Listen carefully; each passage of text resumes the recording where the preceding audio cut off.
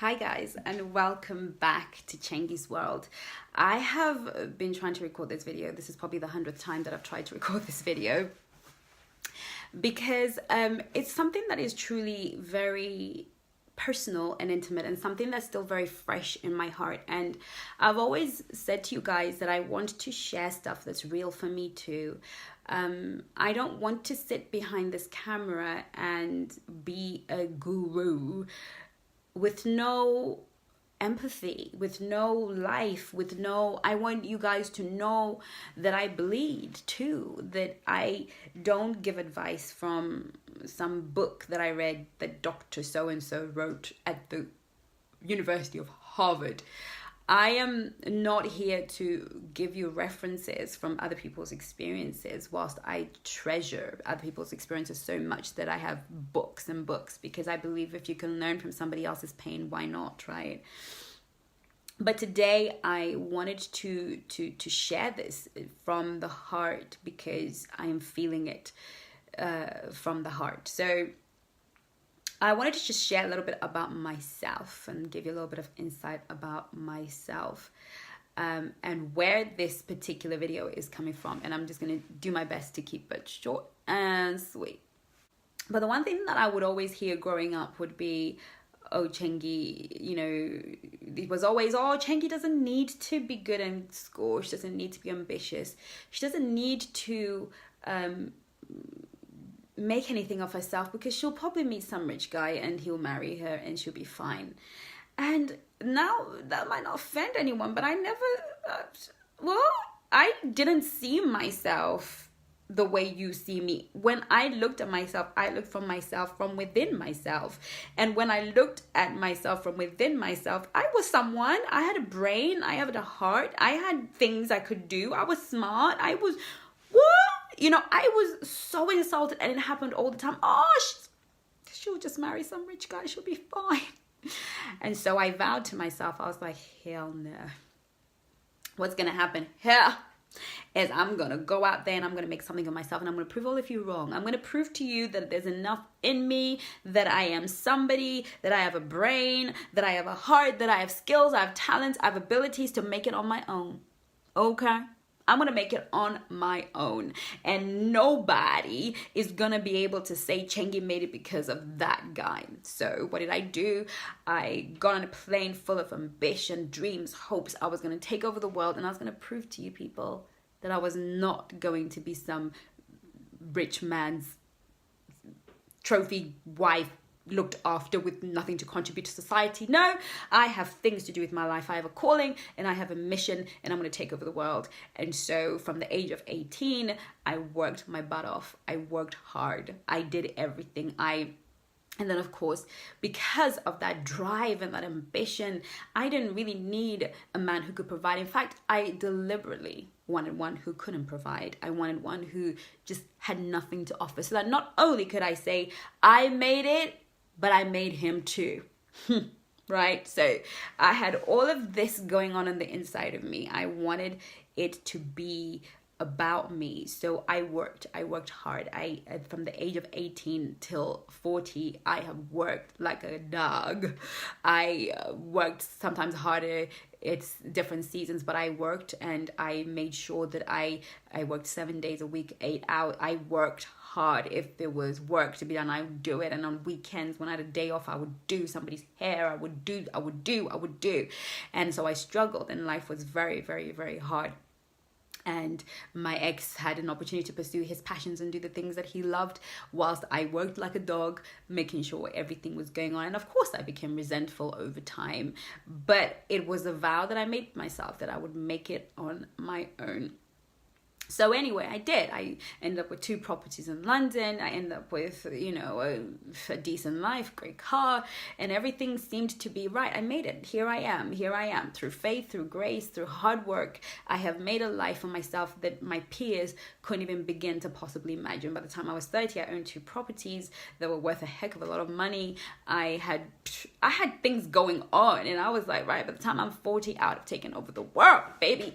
You know, and I was on target and on mission, and I was starting to slow down, not needing to work as hard until, of course, I got divorced And then I had to start all over. I started with nothing. I left everything behind, not a single thing. The only thing I took with me was a suitcase full of clothes, a few toys, and my 3-year-old son, and that was it. That's all I had to start life with at the age of 33. And I was back to being an 18-year-old standing behind a beauty counter this time it was in Harrods, and I was working my butt off again, working 7 days a week, working 2 jobs, doing what I needed to do. And along the way, I met men who were very wealthy, because I worked obviously in Harrods and in Knightsbridge and in and around where there is money.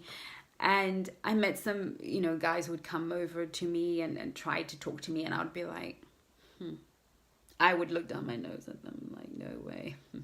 Because there was another thing as well, is if I never wanted anybody to call me a gold digger. I never wanted anybody to think that I would trade my body or anything that I was given by God for money. I was indignant about it. I was self-righteous about it. I was like, And the truth is, I still am. I still believe that it's not a trade, that love shouldn't have to be a trade, that we all want somebody who can love us. But I think I spend so much time disqualifying men because they could help me. And I don't know how many of us are out there that are just so independent that we won't let anyone help us. And as I went through my journey, as I go through my journey, recently I met someone who challenged me a great deal. And I believe God sent this person to knock on my door and to bring home what he had been trying to tell me all along. Because I didn't have any problems getting help from my girlfriends. If you're a woman, you can help me. Guess what? Because you can never say that I slept with you to get anything. You can never say that I was arm candy, so therefore you financed me to be your little arm candy girl. So if you're a woman, you can help me. I will let you help me. I will let you help me with Josh. I will let you help me with money if I'm stuck. I will let you help me with any kind of whatever. But if you're a man, you're not allowed to help me. And so God in the last 6 months or so had really been ministering to me and telling me, God was saying to me, Chengi, you need to be vulnerable. You need to be vulnerable. You need to be vulnerable enough to say, yes, I need help. And you don't get to choose if it's from a guy or from a girl. You don't get to choose how I bring you help. You don't get to decide that it looks better if it's a girl. You don't get to decide, because if I want to bring you love, and love comes in a way that can help you, if I want to bring you a man that will love you in all kind of ways and still be able to help you, you don't get to choose, because I am choosing to bring you someone right now, right here, in this moment, whose help comes with a bit of humility from you, whose help comes with a need for you to be vulnerable. Because if you don't learn to be vulnerable, you will never win. You will never win in life. And so it wasn't about, oh, I need a man. But for me, it was definitely God bringing a man and knowing that I don't want this help from a man. I don't want it from him. But actually, you just have to be vulnerable enough to say, actually, who else is more invested in your future than somebody who might potentially be a part of it forever? One thing I'm learning now, and a little bit late in the day, is all of that is just pride and ego and hiding behind a lot of pain and feeling unworthy, hiding behind some insecurity, because saying I don't need you might make you feel good, but it's not the truth. I have had issues with vulnerability for as long as I remember. Because when you say to someone, Yeah, thank you. I need that. I needed that. I needed to be somebody that makes somebody else proud. I needed to be somebody that was worth investing in. I needed to be someone that somebody else believed in. And I needed to be okay with a little help. And I needed to begin to challenge a lot of my thinking about what that meant about who I am. That when somebody offers you a hand and says, look, I've got a boat and you've been swimming. You're a great swimmer, by the way. You are a great swimmer, but there's a miles more swimming to do. And we can still get to the destination, but if you hop on board and sit down for a bit and rest your arms and rest your legs and let me row this boat or press a button and let this boat get us to the other side. It just means you don't get to do it alone. It just means you can't say, I did it. It means you can say, we did it. We made it. Yeah.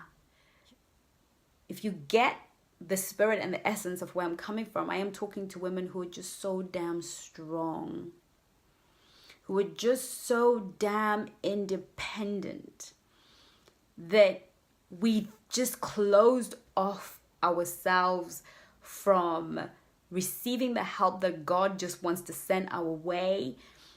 And we are dying, trying to make a point to a world that doesn't care. And we're delaying the joy and the peace and the happiness that our lives have to offer because we've got a point to make. This video is for you. If you've got such a point to make, you're so independent, you're so able, you're so capable, you don't need a man, you don't need nobody. And you're coming from that place, and you are gonna die a very quiet and very desperate death. Because vulnerability, that's all we have to get to the other side. And so this video is really just, I guess, a diary, a journaling of this part of my journey, where I'm truly opening up to the fact that this, all the women independent, throw your hands up at me lifestyle, this, I don't need you, I got this, I'm Superwoman. It's great, it feels great, it's wonderful, it's empowering. I wish more women could be more this way than the other, but no, it's not a complete life. It's not the complete story. You have to be whole all on your own, absolutely 100%, but wholeness is just half the story. Once you are whole, then you must grow. You must expand. You must enlarge. It's not enough being a whole little apple. It's not enough being a whole little apple. You have to bear fruit and become a tree one day and bear more fruit. If you have to humble yourself enough to say, hey, look, yeah, I need you and I need that. I believe that's the beginning of something special.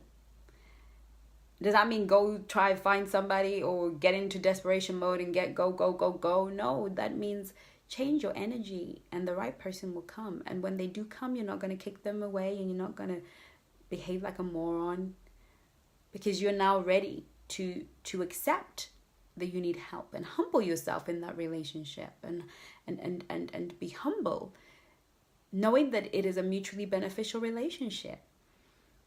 So I don't know if any of this makes sense, but I totally love sharing it with you guys. And I hope that I will hear from you guys soon. Love you guys a lot.